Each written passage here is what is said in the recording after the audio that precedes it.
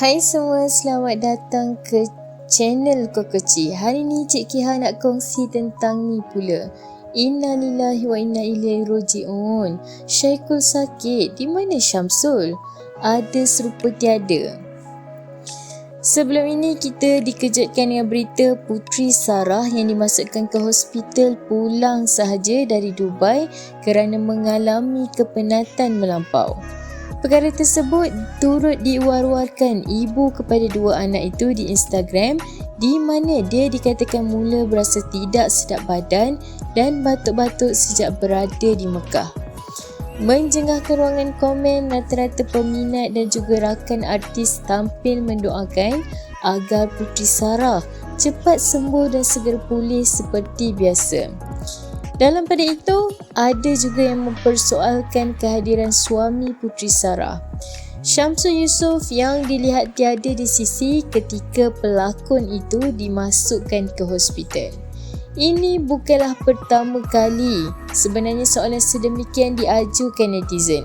Sebelum Sarah berangkat ke Tanah Suci untuk umrahnya beberapa minggu lalu, perkara tersebut turut dipersoalkan netizen apabila hanya Datuk Yusof Haslam dan isteri Datin Fatimah Ismail yang menghantar Sarah ke KLIA. Tahun lalu, anak sulung Sarah dan Syamsul, Saikul Islam, dimasukkan ke pusat perubatan di Petaling Jaya akibat demam panas dan gejala akut tonsilitis.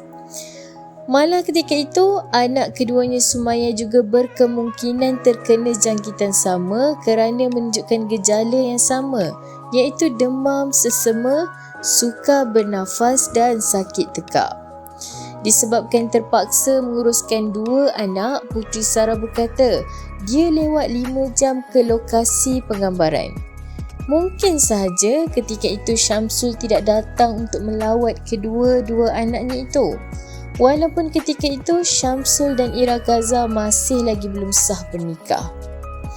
Namun berdasarkan pendedahan sejak tahun lalu, kita mengetahui bahawa hubungan Syamsul dan Ira telah pun bermula sejak 4 tahun lalu. Ditambah pula dengan Syamsul yang menyekat nombor telefon isteri pertamanya itu sepanjang tahun lalu.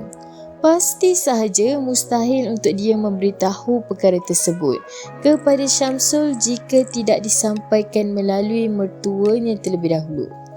Sehingga kini rata-rata netizen dilihat semakin meluat dengan Syamsul kerana tindakannya yang bukan sahaja curang, malah membiarkan kedua isterinya berperang di mahkamah, seakan-akan tidak mahu menyelamatkan rumah tangga mereka yang dibina sejak 9 tahun lalu.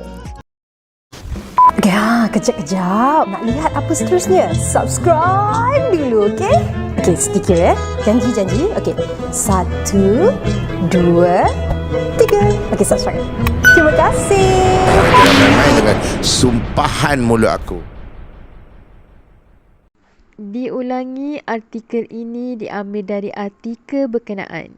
Sebagai penggemar media hiburan, harus berhati-hati dalam memilih sesuatu isu. Kami tidak bertanggungjawab kerana pihak kami tidak tahu kesahihan berita yang dikeluarkan. Jangan meletakkan kepercayaan penuh dan membuat spekulasi atas perkara yang kita tidak pasti. Menghayati hiburan boleh, jangan sampai kita melibatkan diri dengan fitnah dan buka aib mereka.